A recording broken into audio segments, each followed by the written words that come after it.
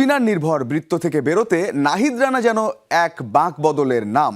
গতি আর আগ্রাসী মনোভাবে একের পর এক জয়ের গল্প লিখছেন এই পেসার।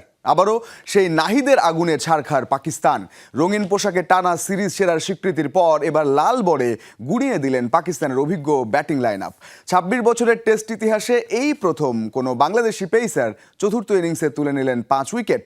নাহিদ রানার সেই জার্নির কথা জানাচ্ছেন মুজনে বিন তারেক।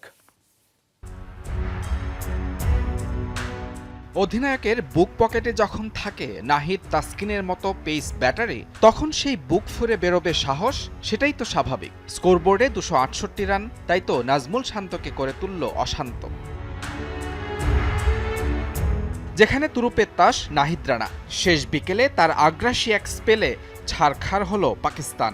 গতি, বাউন্স আর রিভার্স সুইংয়ে লিখলেন ধ্রুপদী এক জয়ের গল্প। 150 কিলোমিটার গতির এক্সপ্রেস ডেলিভারিতে ত্রাস ছড়িয়েছেন ব্যাটারদের মনেও। বিশেষ করে রিজওয়ানের স্টাম্প উপড়ে দেয়া 147 কিলোমিটার গতির ইনসুইঙ্গার আঘাত হেনেছে প্রতিপক্ষের মনোবলে। নাহিদের পেস তাণ্ডবে অসহায় ছিলেন শান মাসুদ, সৌদ শাকিলের মতো অভিজ্ঞ ব্যাটাররাও। তার গতির ঝড় বোকা বানিয়েছে শাহিন আফ্রিদিকেও। দলকে জয় এনে দেওয়ার পাশাপাশি মিরপুরের উইকেটে পেসারদের জন্য লিখলেন নতুন ইতিহাস। দেশের ইতিহাসে প্রথম পেসার হিসেবে চতুর্থ ইনিংসে তুলে নিলেন 5 উইকেট।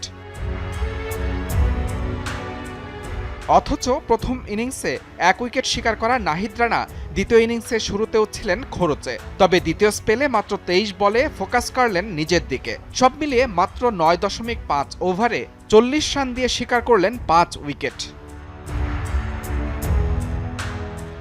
নাহিদ রানার এই অগ্নিরূপ সবচেয়ে বেশি চেনা পাকিস্তানেরই। এর আগে ওয়ানডে সিরিজে চাপাই এক্সপ্রেসে নাস্তানুবাদ হতে হয়েছিল সালমান আঘার দলকে। এরপর পিএসএলে অগ্নিঝরা বোলিংয়ে ছড়িয়েছেন আতঙ্ক।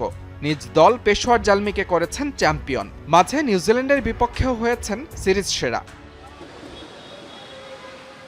আর তাতেই একটা পুরনো আক্ষেপ দেখা দিচ্ছে নতুন করে। প্রতিপক্ষের মনোবল গুড়িয়ে দেয়া এমন একটা পেসার থাকলে 2024 নয় 2003 সালেই মুলতান টেস্টে জয়ের স্বাদ পেতে পারত বাংলাদেশ। তবে অপেক্ষা দীর্ঘ হলেও প্রাপ্তিটা মধুর, কারণ টাইগার ডেরায় আছে যে বিশ্বমানের এক পেসার, নাম তার নাহিদ রানা।